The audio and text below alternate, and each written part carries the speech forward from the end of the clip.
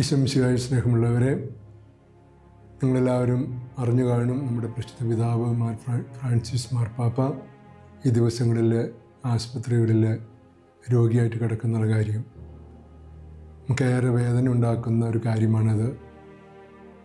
ഈ ലോകത്തിലെ 130-135 കോടി ജനങ്ങളുടെ ആത്മീയാചാര്യനും ലോകത്തിൻ്റെ പൊതുവായ ധാർമ്മിക സ്വരവുമാണ് ഫ്രാൻസിസ് മാർപ്പാപ്പ.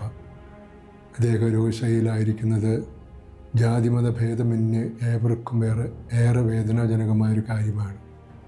മാനുഷികതയും ദൈവികമായ മനോഭാവവും പാപങ്ങളോടുള്ള പ്രതിബദ്ധതയും എവിടെയൊക്കെ അനീതിയുണ്ടോ അതൊക്കെ ചോദ്യം ചെയ്ത് നീതി പകർന്നു കൊടുക്കാനുള്ള വ്യഗ്രതയും കാണിക്കുന്ന പരിശുദ്ധ പിതാവിൻ്റെ അസുഖം എത്രയും വേഗം മാറി പൂർവ്വ ആരോഗ്യസ്ഥിതിയിലേക്ക് കടന്നു വരണം എന്നുള്ളതാണ് ലോകത്തുള്ള എല്ലാവരുടെയും ആഗ്രഹം.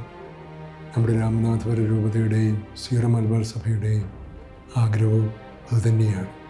അതുകൊണ്ട് നമ്മുടെ തുടർന്നുള്ള ദിവസങ്ങളെന്നും വിശുദ്ധ കുർബാനകളിലും നമ്മുടെ കുടുംബ പ്രാർത്ഥനകളിലും എല്ലാവരും പിതാവിൻ്റെ ആരോഗ്യസ്ഥിതിക്ക് വേണ്ടി പ്രത്യേകിച്ച് നിയോഗം വെച്ച് പ്രാർത്ഥിക്കണം എന്ന് രൂപതയുടെ പേരിൽ ഞാൻ അപേക്ഷിക്കുകയാണ്.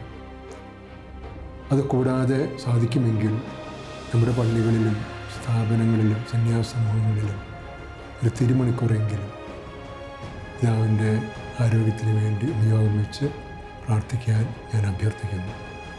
നമുക്ക് പിതാവിനും ആഗോള കത്തോലിക്ക സഭയ്ക്കും വേണ്ടി പ്രത്യേകിച്ച് പ്രാർത്ഥിക്കാം. ഈശോ മിശിഹായ്ക്ക് സ്തുതിയായി.